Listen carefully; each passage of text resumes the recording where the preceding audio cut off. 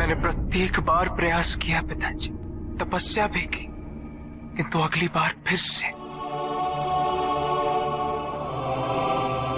मैं आपकी बात समझने में विफल हुआ।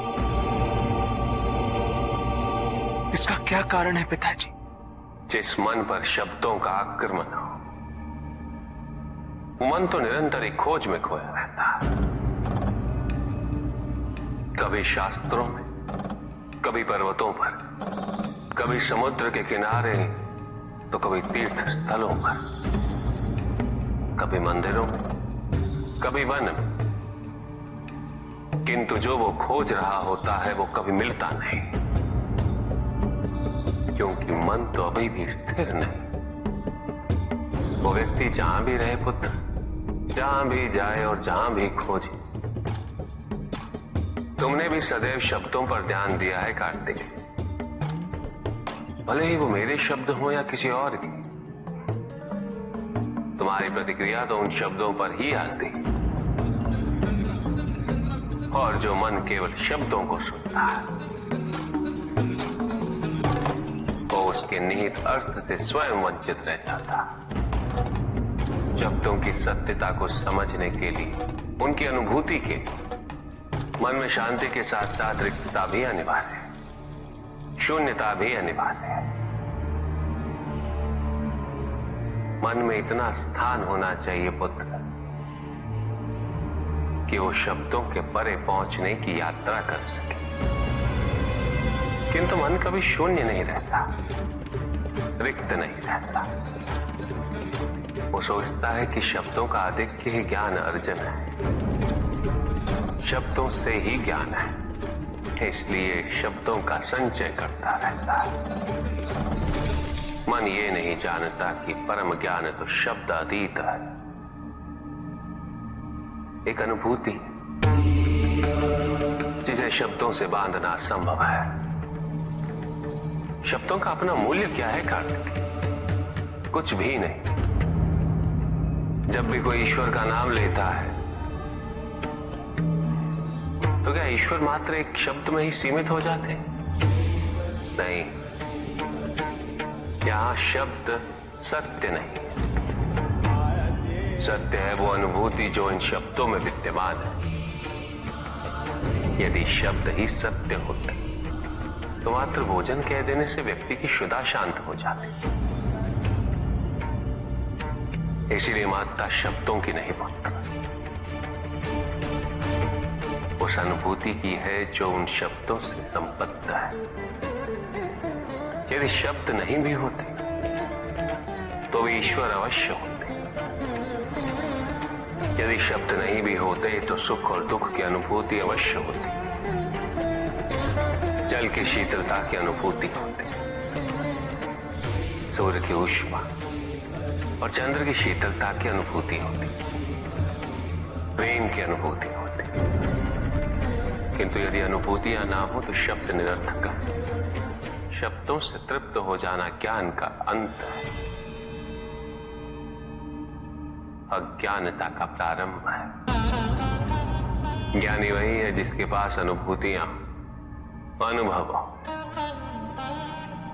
और उसके लिए मन को शांत व रिक्त तो करना ही पड़ेगा पुत्र।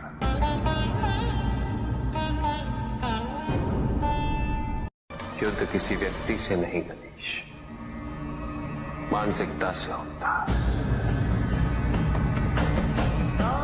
युद्ध में संघर्ष अच्छाई या बुराई का नहीं होता,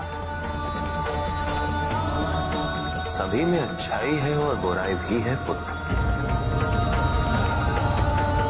युद्ध तो विचारधाराओं का होता है। व्यक्ति अपने पराक्रम पर, अपनी क्षमता पर विश्वास कर युद्ध करता है, और जब उस विश्वास को क्षति पहुंचती तो सब कुछ निरर्थक प्रतीत होने लगता है। किंतु आपसे पराजित होकर भी लोहितांग क्यों नहीं समझ रहा? उसे अपनी स्वतंत्र इच्छा का उपयोग कर उचित मार्ग पर चलने का प्रयास करना चाहिए। व्यक्ति अपने को खो दे समझती है, व्यक्ति अपने को समर्पित कर दे, छोड़ दे अहंकार को, तो भ्रम की इच्छा ही पूर्ण होती है। और अभी भी वही फलित हो रही है। ऐसा नहीं है कि हम उससे भिन्न फलित करा लेंगे, लेकिन व्यक्ति भिन्न फलित कराने में लड़ेंगे, टूटेंगे, नष्ट होंगे। एक नदी में एक बार बाढ़ आ गई पुत्र। दो छोटे से तृण उसमें बह रहे थे और उसमें से एक नदी में तिरछा पड़ गया और वो बाढ़ को रोकने का प्रयास कर रहा था। वो अत्यंत ऊंचे स्वर में कह रहा था कि नदी को आगे नहीं बढ़ने देगा। यद्यपि नदी तो बस बढ़ती ही जा रही थी। वो फिर ऊंचे स्वर में यही कह रहा था कि मैं इसे अवश्य रोकूंगा, यद्यपि रोक नहीं पा रहा था। नदी को तो उसके संघर्ष का कुछ भी पता नहीं चल रहा था, किंतु नदी को उसके होने या ना होने से क्या अंतर। उस कण के लिए तो यह अत्यंत महत्वपूर्ण था। उसका जीवन तो संकट में था। वो तो बस बहे जा रहा था। वो जहां भी पहुंचता, किंतु उससे पहुंचना तो संघर्ष करके ही था। किंतु ये बीच का क्षण, ये बीच का काल दुख, पीड़ा, द्वंद्वता का काल है। वहीं दूसरी ओर जो दूसरा तृण था, उसने अपने को समर्पित कर दिया। वो तो नदी में सीधा पड़ा हुआ था। नदी के प्रवाह के साथ साथ बहता जा रहा था और उसे ऐसा प्रतीत हो रहा था जैसे कि वो नदी को दिशा दे रहा है,